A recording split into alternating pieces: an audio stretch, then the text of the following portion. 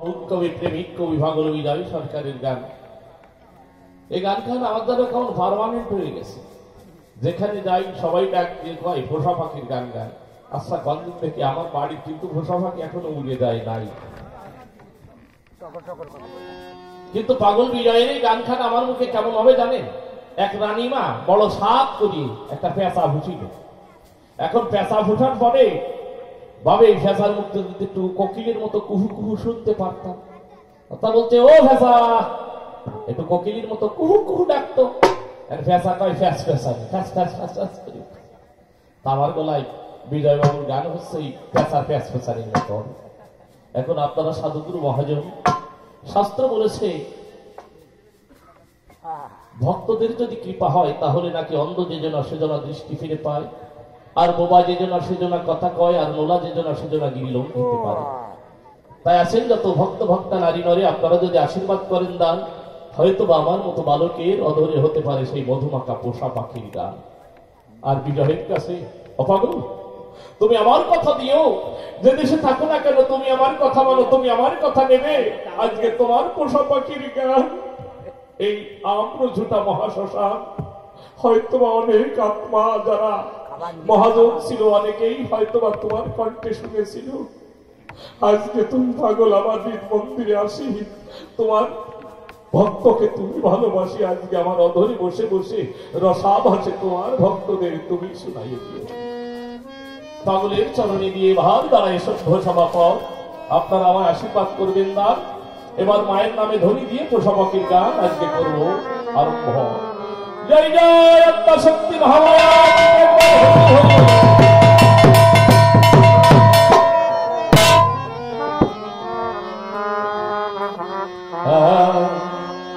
আমার পোষা পাখি উড়ে যাবে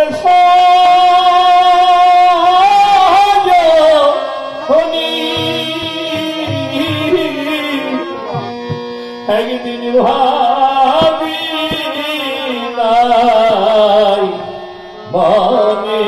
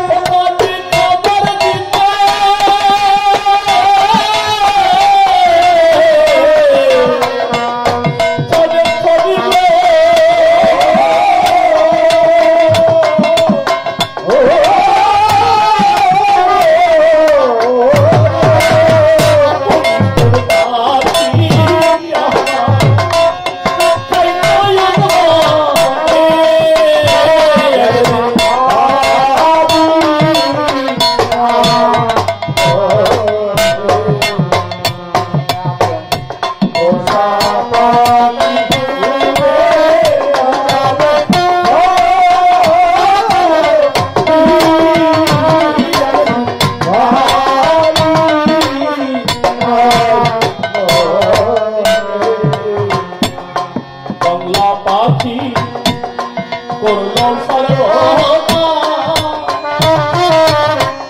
ওই এখন শুধু হয়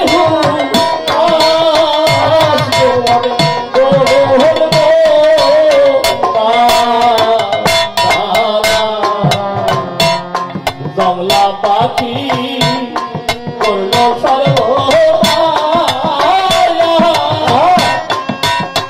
ওই এখন শুধু হয়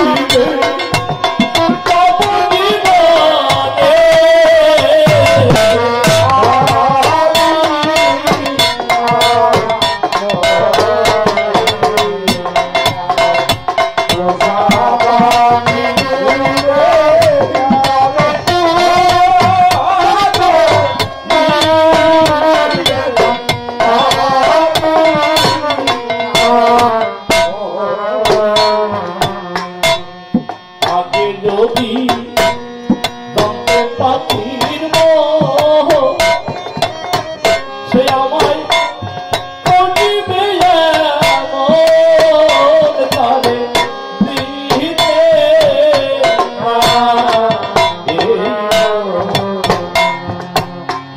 এই যে বিজয় সরকারের এই গানখানা এর যদি একটু আনুপূর্বিক না করা হয় আলোচনা তাহলে গানখানা সম্পূর্ণ থেকে যায়। আপনাদের আছে যারা আপনাদের কাছে করি বর্ণনা বাবু বিজয় সরকার তার জীবন আলোক্যে করেছেন বর্ণনা। উনি বলেছেন আমার জীবনে আমি এমন একজন বড় সরকার হতাম না যদি না বিনা পানির মতন আমার একজন সহধর্মী না থাকতো।